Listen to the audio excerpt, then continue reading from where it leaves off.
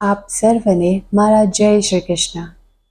ગાથા ચેનલ પર આજે આપણે વૈશાખ સુદ 11 કે જે મનુષ્યની ભીતર રહેલી મોહ માયાને મદમત્સરા તથા તમામ મહાપાપોને નાશ કરનારી છે તેવી મોહિની એકાદશી વિશે સાંભળીશું. ધાર્મિક કથનો અનુસાર સમુદ્ર મંથન સમયે દાનવોના હાથમાંથી અમૃત કળશને લેવા માટે અને દેવોને અમૃત પાન કરાવવા માટે સ્વયં શ્રીહરિ વિષ્ણુએ વૈશાખ સુદ 11ના દિવસે જ મોહિની સ્વરૂપે પ્રગટ થયા હતા.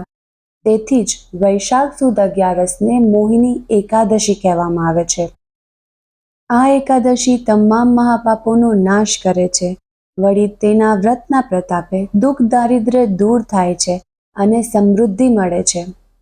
આજે આપણે મોહિની એકાદશીના દિવસે સાંભળવાની વ્રત કથા સાંભળીશું. પરંતુ તે પહેલાં ચેનલને સબસ્ક્રાઇબ કરી વિડીયોને લાઇક અવશ્યથી કરજો.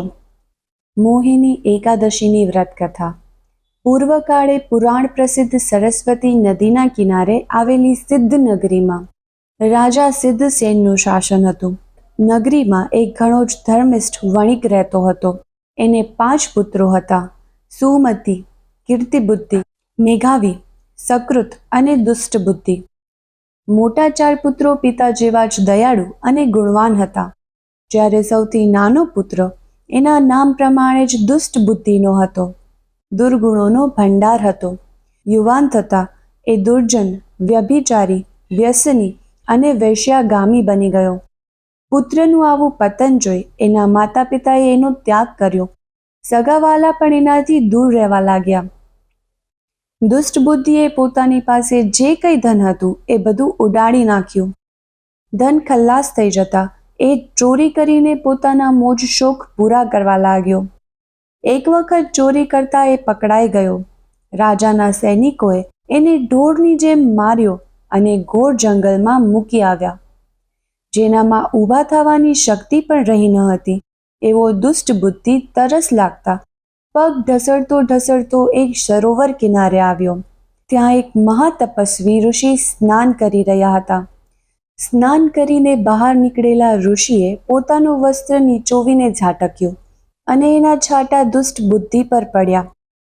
કહેવાય ને કે સંતનો સાથ એ મહાપાપોનો નાશ કરે છે. તેવી જ રીતે તત્કાળ દુષ્ટ બુદ્ધિમાં પણ શુદ્ધ બુદ્ધિએ પ્રવેશ કર્યો. એ ઉઠીને ઋષિના ચરણોમાં પડી ગયો અને રડતા રડતા પોતાની સર્વે કથની કહી સંભળાવી. ઋષિને આ પામર મનુષ્ય પર દયા આવતા તેમણે દુષ્ટ બુદ્ધિને વૈશાખ સુદ 11 એટલે કે મોહિની એકાદશીનું વ્રત કરવા કહ્યું. દુષ્ટ બુદ્ધિમાંથી સદબુદ્ધિ બનેલા વણિક પુત્રે ઘણા જ ભાવથી મોહિની એકાદશીનું વ્રત કર્યું. વ્રતના પુણ્યના પ્રતાપે એ ઘણો તેજસ્વી બની ગયો. ત્યાંથી એ એક નગરમાં ગયો અને ખૂબ ધનવાન થયો. એને સંસ્કારી પત્ની મળી. ધનવાન, પુત્રવાન અને આયુષ્માન થયેલો વણિક પુત્ર ઘણા પુણ્ય કર્મો કરી અંતકાળે ગૌલોકમાં ગયો. બોલીએ શ્રી કૃષ્ણ કનૈયા લાલ કી જય.